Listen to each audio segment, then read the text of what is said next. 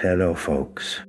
This story was sent to me by a subscriber and is intended for educational purposes only. Thank you for watching. 800 mg Mescaline. The day the cacti sang back. I'd heard the tales about Mescaline, the sacred gift from the peyote cactus, but nothing could have prepared me for the chaos that unfolded after ingesting 800 milligrams of the stuff. The desert sun was merciless. As I sat on a sun-bleached rock, heart pounding in anticipation, within the hour, the world began to hum with life. But it wasn't the normal desert hum.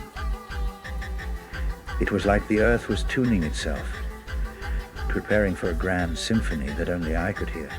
Suddenly, the cacti around me started vibrating rhythmically, their spines waving like tiny fingers, tapping out a beat.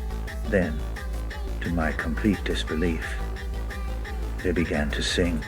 The prickly saguaros belted out deep baritone notes, while the little barrel cacti chimed in with high-pitched whistles. It was like another worldly mariachi band performing a psychedelic concert just for me. I swear, one chola even did a little spin. Or maybe it was just my eyes playing tricks.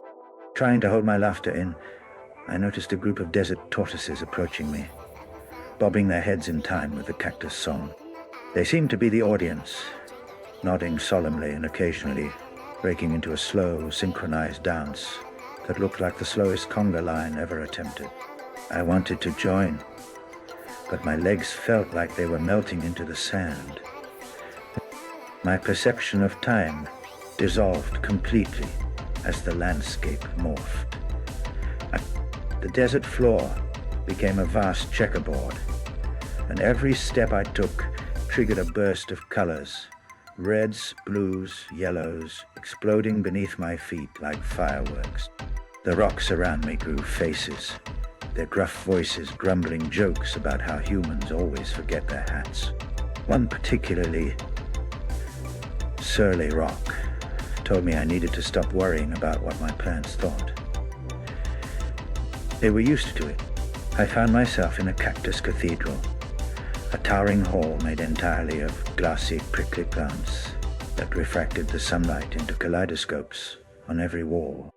Floating mescaline-fueled spirits of ancient shamans appeared, wearing sombreros and handing me margaritas made of desert dew and lime zest. They beckoned me to dance, but every time I tried to move, my limbs turned into glittering strands of light, weaving intricate patterns in the air. Suddenly, the world snapped into a bizarre version of a Mexican telenovela. The cacti started dramatically whispering secrets, confessing they'd been spying on me for weeks, amused by my attempts to act cool in the desert heat. The tortoises became over-the-top soap opera villains, complete with evil mustaches and soap bubble speech balloons. I was both the star and the audience in this surreal soap opera, desperately trying to remember my line. At one point, a peculiarly chatty cactus interrupted the scene to complain about how humans keep trying to make tequila from its relatives.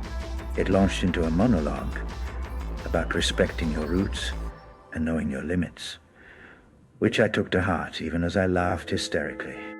The trip reached its climax when the desert sun split open like an egg, revealing a glowing mescaline yolk that poured rivers of golden light onto the land.